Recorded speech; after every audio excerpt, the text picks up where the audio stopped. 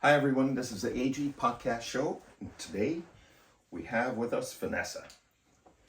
And Vanessa, welcome to the show. Thank you for having me. Vanessa, I wanted to get your thoughts on,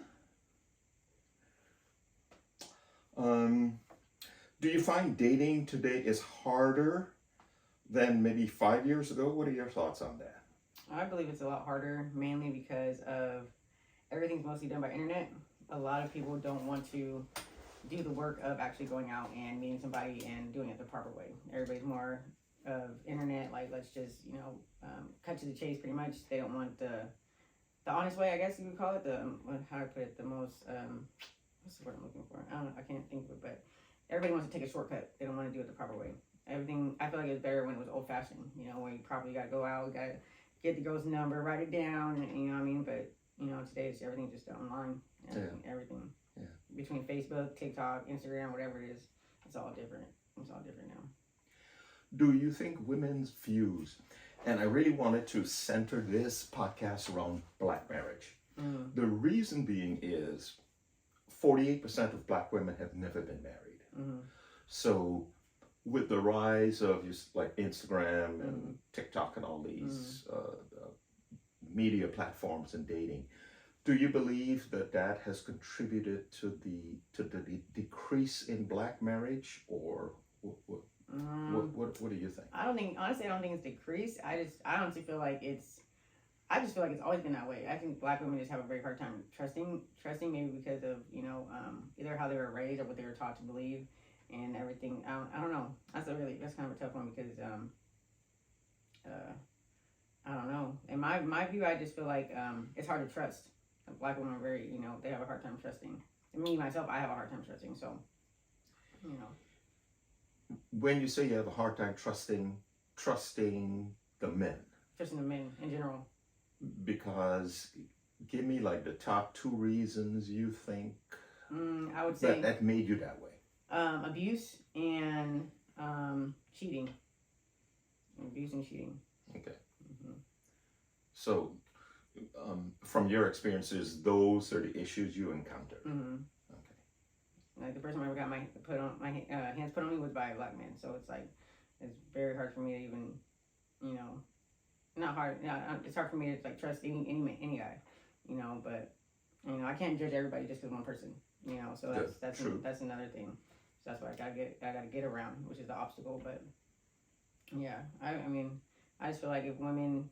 Everything has to give. You got to give everything the benefit of the doubt. You never know if you don't take a chance. So right, you got to give everything a chance. Right. And again, my concern is the black rates have been going down, which is not a good thing because to give you an example, Japan and America, our population is going backwards, and also abortion kills a bunch of, be it right or wrong, abortion kills a lot of black babies. They do. So if the black marriage rates are going down, abortions are evident and everywhere, it's not a good outcome. It's not. So it's almost like they're trying to extinguish. What's the word? extinguish yourself. Extinguish yourself. Yeah. And if we keep that up, that's the way it's actually going to go. Yeah. That's the way it's going to go.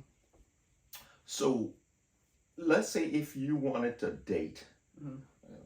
I don't know anything about your dating history, but if you wanted to date, would you go through to a traditional dating process like how I mentioned? Right. Honestly, probably not, and that's crazy. It's being hypocritical on it in contradiction. but well, what would you do? I don't know. I don't know. I would like it to be like that, but I know when I can't say it when it happened like that. Maybe I just have to wait for the right one to come around. If I wanted to wait for the in a sense proper way I was raised, you know what I mean. So I would honestly probably, I don't know. I just know men nowadays aren't. I don't even know. Men nowadays they're just cheap and they're just trying to take the shortcut. No, at least all the men I run into, So it's just like, oh my gosh, you think you got, looks are deceiving, So Right. you can't always judge a book by its cover. So, but I honestly like it the honest way, But 9 times out of 10, I'll probably get it the way that it is today. Right. So,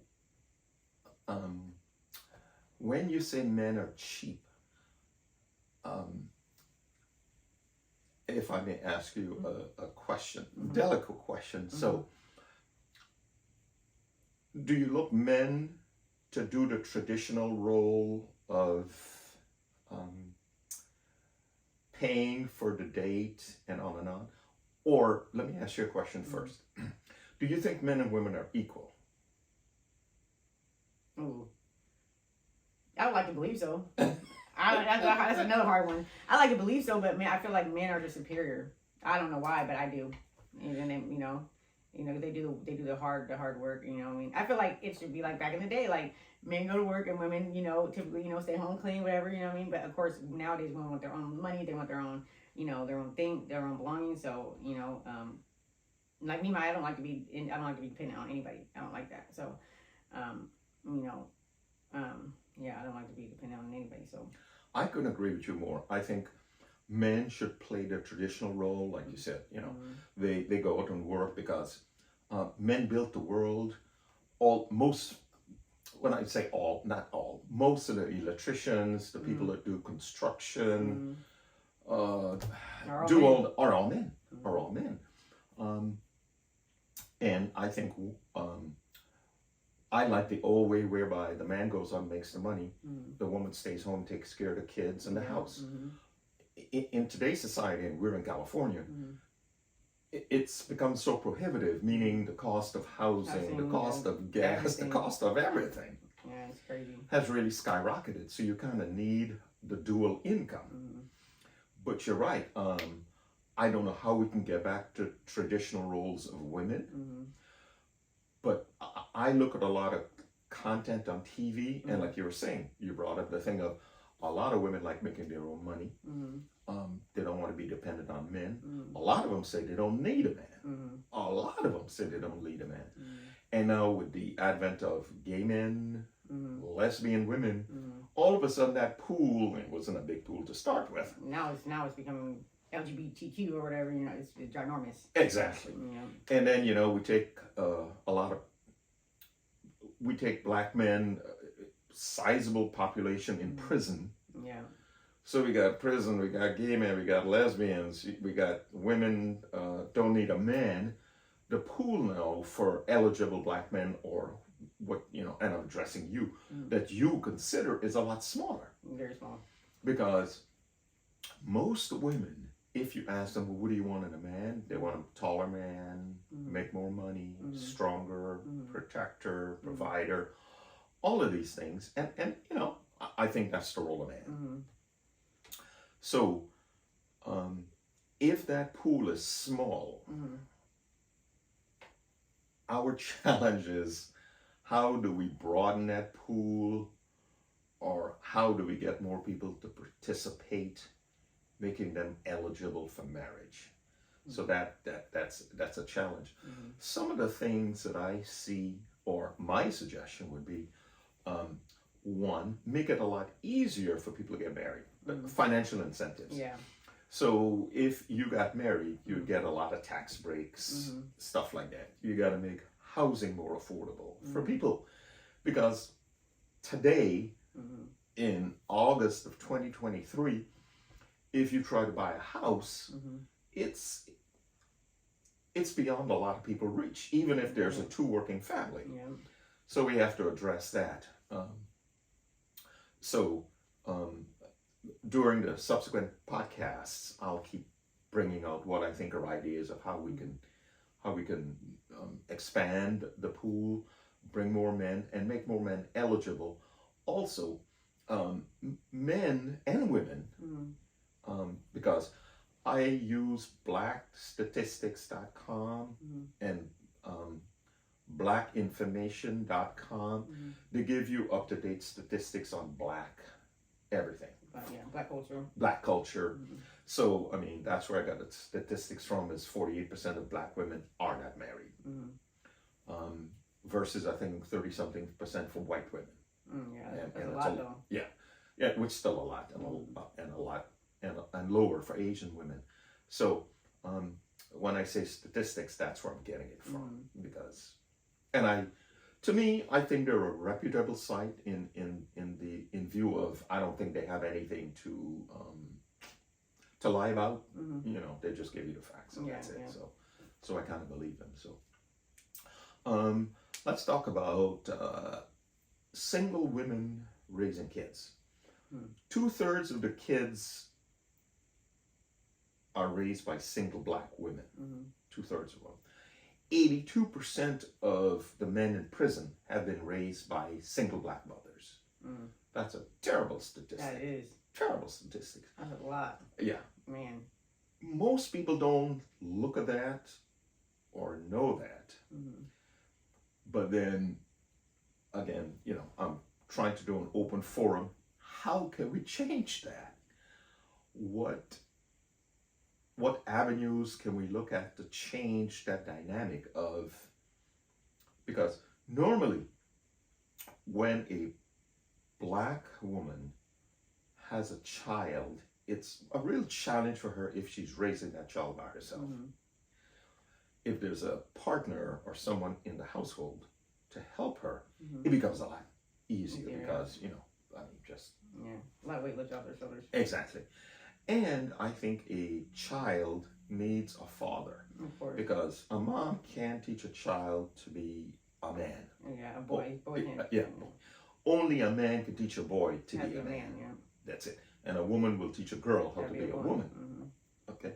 So we have to try to bring black fathers into the homes, or more involved with the kids' lives, so there can be some sort of balance. Because if that boy doesn't get the proper discipline, guidance from the dad, he goes up and he gets it from the gangs, because gangs tell him, hey, I got your back. They think that's their family. It's not. It becomes their family, because the family now is kind of broken. So he would go out, and that becomes his family, and probably no good is going to come to that from that, because that's not. Are they going to come back gay? Are they going to come back gay? Because a woman raised them. Yeah, or in prison. And you know, I'm kind of glad you said that, because that leads me to, I think too many men want to be women. Man, yeah, they do. What is going on in this society? I don't know. Too many women want to become women, and I think that there's this term that they throw around, masculine toxicity. You know, you're too toxic because you're a man. Well, I don't think there's such a thing as masculine toxicity. I think there's toxic people. I think there's toxic men, toxic women. But I don't say anything wrong with masculinity, because I'm going to guess 99% of the women want masculine men. Masculine men then build strong nations. We have to have masculine men. We do. If somebody broke into your house and you have a man in the house, that man, and he's a masculine man, you would feel a lot more comfortable knowing he's going to go out there and address the situation. You would feel a lot more comfortable. Versus a gay man, you know, who might... He might be back there with you, honey. He's going to be back there with you. You're going to both be behind the couch. I didn't want to say that, but I'm glad you did. So, where this comes from, like you said, part of it, I think, is single moms. But also the schools now, they're teaching this nonsense of, you know, gender identity. No. I know, yeah. You were supposed to be teaching kids English, writing, arithmetic, and on and on. Gender identity, it's not supposed to be taught in schools. It's not Let taught. the mother and father It's do not that. taught. It's not taught. I mean, it's not taught by the schools. I mean, to me, it's not even really taught. It's just it's like who you are. Yeah. Per se, you know what I mean? Yeah, all of a sudden in schools now, like they find they're saying 25% of the children have thoughts of being the opposite sex. Like, all of a sudden, where'd that come from? I really feel that some of the schools are hiding their agenda in the sense of, hey, you know, they're trying to teach, you know, there's lesbian books and this books in school. They're trying to teach us that it's okay. Yeah, they're trying to tell you it's okay. Yeah, but so I think there's a bigger picture behind that. But going back to masculinity, I don't think there's anything wrong with a masculine man. I think a man should be masculine. Me too. He should work out. He should be dangerous when he needs to be dangerous, but he also needs to know to control. There's a place, there's a time, place. There's a time and place for everything. Because if you're walking down the street and some guy, touches you, you want to know that I'm protected. I'm protected. This man could be a man. He's gonna show masculinity when he needs to, versus he's gonna run away or whatever. And that I don't think is a good trait for men. Economics. Do you think some women say they don't need men because they make their own money? I mean, that's probably part of it, partial of it, but I believe a lot of women just say they don't need a man because it's either the way they were raised or they were raised without a man in the household. That's really the only thing I can say is that they were probably raised without a dad figure in their life, so they figure if my mom can do it, I can do it too. You're right. I'm from South America, and when immigrants come here, if you look at all the liquor stores, the motels, all of these, even black hair care, owned by the Koreans. Man, yeah. If you, in South America, most men work. And if you see the role model of, hey, my dad, I'm a boy. I see my dad going out to work every day. I naturally think that's what I'm supposed to do. So when I grow up, you just think, that's what I'm going to do. But if you grow up and your dad doesn't work, you don't see him going to work, you're thinking, there's no good role model for you to follow. You don't, and nobody's encouraging you to do these things. Where's the determination? Where's the willpower? Exactly. So I think we really need strong role models in the black community so we can emulate. And I'm super thrilled that President Obama won twice because it shows everyone that even if you're black, it doesn't curtail or stop you from being president of the United States. So I think that was one of the greatest role models that could have happened. So we don't have an excuse of they're not going to let me, they're going to hold me back, whatever it might be. Yeah, he's a prime example. He's a prime example, So I think that's been dispelled. But we need more black leaders because personally, if you were to ask me, if we have good black leaders that I can emulate or follow, I'm challenged to think of one. I don't think Sharpton, Jesse Jackson, because I've met Jesse Jackson in a higher capacity. I don't think they're good role models because of what I know personally. So there's a doctor called Dr. Ben Carson. I like his story, but he was the secretary of HUD, and he was a rambunctious kid, but a mom, him and his mom drilled into him, and he became the top surgeon, pediatric surgeon for brain surgery for kids, Dr. Ben Carson. So I like role models like those, and if we had more of those, or to give you an example, you have a brother and your brother became a lawyer or a doctor. And if somebody came to you and says, Vanessa, do you think you could become a doctor? I'm kidding, but you probably said, if this idiot brother of mine could become a doctor, surely I can do it. Yeah. So you have a role model. But a kid who's never been exposed to much, he might think his chances are very, very small of becoming a doctor, lawyer, or anything like that because he doesn't know anyone.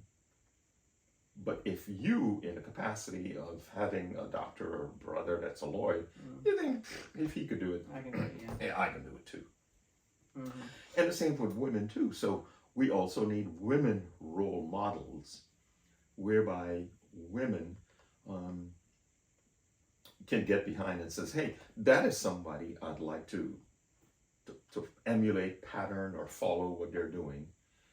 And because to me, you need to see. You need to see a goal where you're going versus, just a vision instead of a vision. Thank you. You need a vision instead of just saying, "Oh yeah, I could be." No, oh shoot, I want to. I don't think it's bad to say I want to be like him or her. They're doing good. They're helping the community, and stuff like that. But you need your own goal. Yeah, you need your own goal. But at least you have a course. Yeah. You have a path to follow. Exactly. Yeah. And you could read about them, find out about them, and says, "Okay, this is how she did it," and I'm going to follow that path instead of trying to, if somebody say, "Okay, I'm going to teach you to braid hair," instead of you trying to do it all on your own, somebody shows you, it's a lot quicker. So therefore, if you follow what they did, you understand, I'm trying to say you're going to get there a lot quicker because you have a path, you have a guide how to get there. So I think we need more things like that, people like that, and I just think we become better. We become better.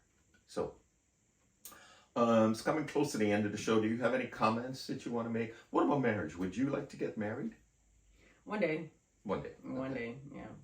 I mean, it's rare, but I'm adopted. By the grace of God. My mom died when I was, born. But other than that, I don't know who my dad is, but my parents, luckily, I got good parents, and they, I think it's hard to say that I don't believe in marriage because my parents have been married for like 48 years or something like that. Wow, what an example. Man, yeah, and they're black, and my mom, and so growing up, but my mom's really light. My mom's Egyptian, black and white. Oh. So she's with green eyes. So I'm like, and my dad's black, but so they got a lot of stuff growing up because they were fell in love really young, and so so I'd love to be like that one day, because it's hard. It's rare you see that. It's rare you see that, and it's like true love, it never died, so right. It's hard to find it. So yeah, I want to get married. Yeah, I want to get married. Beautiful, beautiful. Yeah. Now you see how you reflected back on your mom and dad's marriage. You say I want to be like that because you've seen it done. You know it could be done, and you'd like to do it. So I'm so thrilled and delighted to hear. That you have seen it, so it's attainable. And what about kids? Do you have kids or? I have no kids. Okay. Do you want kids? Eventually. Okay. Yeah, eventually. My life's crazy right now, so when I become more stable, then then I'll work. Then I'll think about it. Well, hopefully all your dreams will come true, and we will wish you the best. Thank you. And thanks for being on the podcast. You're welcome. Thank you for having me. Oh, you're quite welcome.